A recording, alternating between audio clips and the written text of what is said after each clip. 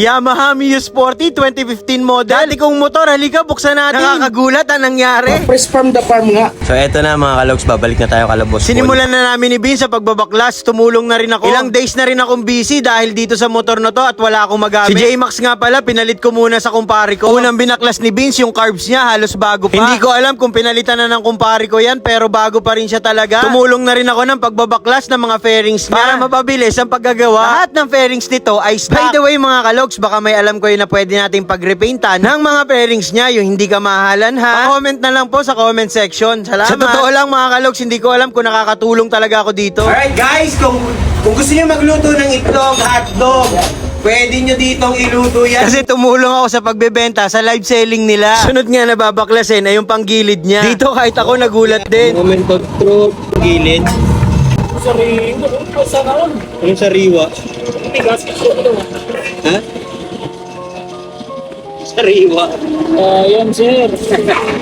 Fresh from the casa. Sa wakas, sa loob ng 9 years, ngayon lang ata nabuksan yung panggilid. Dapat hindi nyo sa motor shop nila yan. Huwag po kayong magpapagawa dyan ha. Oo, gusto mo eh. May budget naman yan. Gastos yan. Naka-GBT tayo yun. Walang lining ang puto yun. Palit na yan, palit na yan. Lala rin pati puli. Kanto na. Palit pala lahat pang gilid yan eh. 9 years yan, hindi naman napapalitan yan eh. Tingnan mo, 51 kayo yung tinakbo, 9 years. Ang motor na to eh. Ang bigat din ba? Diba? Yan ang maganda mabilis. Sariwan-sariwan yung makina. Ayan talaga.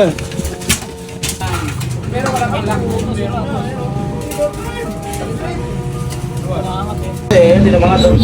Sirayan pa pro. Masira lahat ang panggilid. Kaya naman pala 40 lang ang tinatakbo dahil ayaw niya nang umangat. Dahil hanggang doon na nga lang yung binubuka. Yan lang buka niya. At eto na nga, hiniwalay na yung batalya sa kanyang makina. Dahil lilinisin din namin yung batalya niya ni Chito. Project 1, 2, 3. Project na hindi namin alam kung ano pa yung pangalan. Pero mo boss, ano yan? Press from the farm. Ano yan boss? 2015 model. Tingnan mo, may mga... Parang wala pang nagagalaw sa ipit sa mga parts. Wala, tingnan mo, nandiyan pa kayo ano yun. Mga press from the farm nga. Fresh from the farm daw, Ang parang... problema, biyak din to. Pag sa motor, marunong ako dyan. Alam ko pag sa motor. Pero pag sa mat, hindi ko alam yan. Kailangan. Pag sa motor nga alam ko, pero pag may nagtatanong dyan sa labas-labas tungkol sa ganito, ay hindi ko alam yan. Ganun. Oo. Pero yung marites sa amin, alam na alam yun kung paano yung magkupit bahay nila. Alam na alam kung anong ulam. Oo. Eh bakit boss, may teacher tayong kasama? Bukas makina na boss.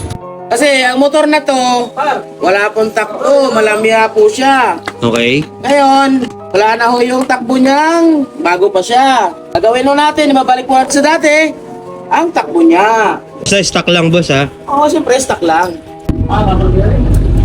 Teden. Punong-puno. Uy, maganda sunog. Maganda yung sunog. Hindi naman kasi gamit. Ano sunog, oh? Walang carbon. Meron, pero maganda yung sunog niya. Okay. Golden brown. Golden brown. Yan. Dapat ganyan boss. Yan dapat ang sunog. Dapat ganito yung sunog. Goods. Yan, ano papalitan nyo? Ring lang. Ipiston rin lang napalitan natin dito. Goods para man sila. Yun lang mga kalogs, tandaan, hindi habang buhay, ganito tayo. Always bring your jet gas for vlog. Love ya.